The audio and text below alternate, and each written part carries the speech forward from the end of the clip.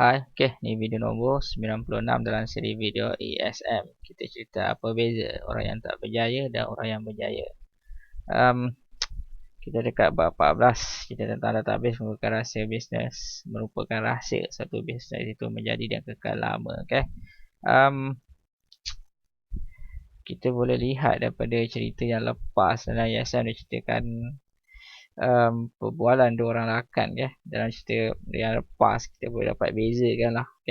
Orang ni dia cari pelanggan, sebab itulah dia gagal. And orang ni pelanggan cari dia, sebab tu dia boleh buat banyak duit. Kenapa orang ni dia boleh buat banyak duit? Sebab dia ada backbone. And dalam cerita yang lepas dia cerita tentang pemanis. Orang ni kita macam ada pemanis lah, untuk mudah faham. Dia ada macam metafora. Orang ni dia ada pemanis, orang ni dia tak ada pemanis. And dia buat bisnes just kosong je. Dia tak ada support, dia tak ada backbone. Kita sambung pada video yang lepas. Orang ni tanya, mana you punya bahan pemanis? And then orang ni jadi pelik lah. Pemanis? Tak ada pula. Kenapa dengan pemanis? Apa benda pemanis tu? And then orang yang berjaya ni dia reply, bila tak ada pemanis, awak akan susah nak buat bisnes. Orang tak nak datang lagi, and then dia tak nak beli lagi. Yelah bro, orang beli sekali-sekala, lepas tu hilang entah ke mana. No wonder awak gagal. Awak tidak ada pemanis. Awak tidak ambil berat perihal pemanis. No wonder gagal. Tak ambil berat perihal, tidak ambil berat perihal pemanis. Orang ni dia cerita lah. Dalam cerita ni dia kongsikan idea.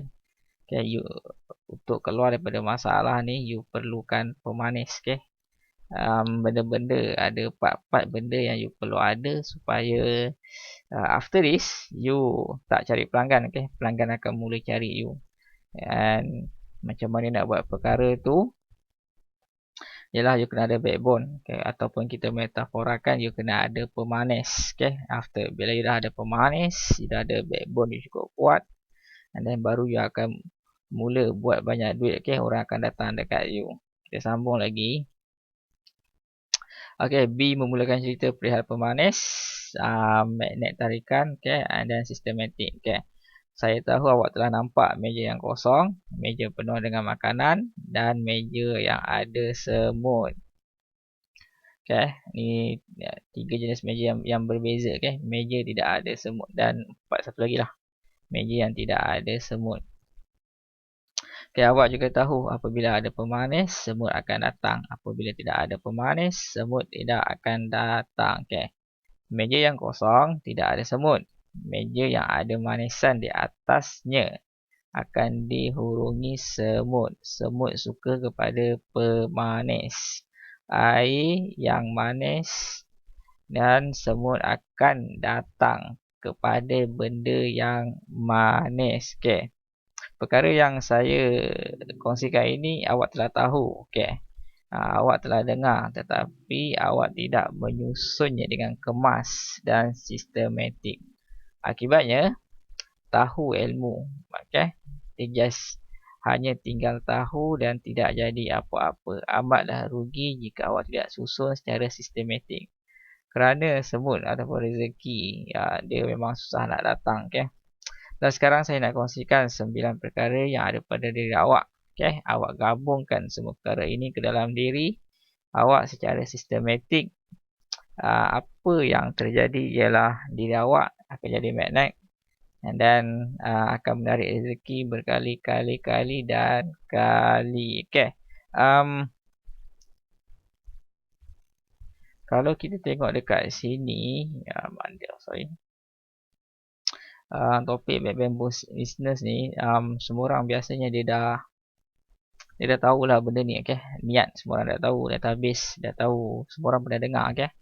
Ada goal, knowledge and company, semua orang dia pernah dengar, tapi dia tak susun. Dia tak susun membuatkan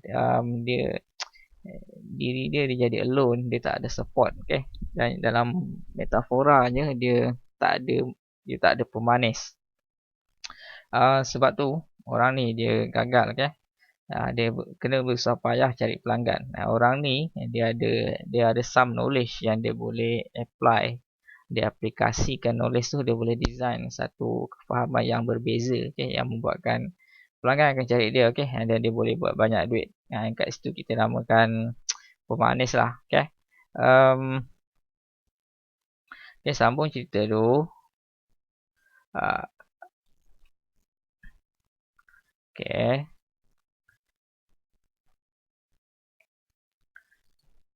Nombor satu, pemanis satu you kena ada niat ataupun intention. Okay, pada ibu-ibu yang lepas, kita dah bincangkan perihal niat. Pada kali ini kita nak fokus kepada satu perkara saja, iaitu tolong orang, selesaikan masalah manusia ataupun problem solving.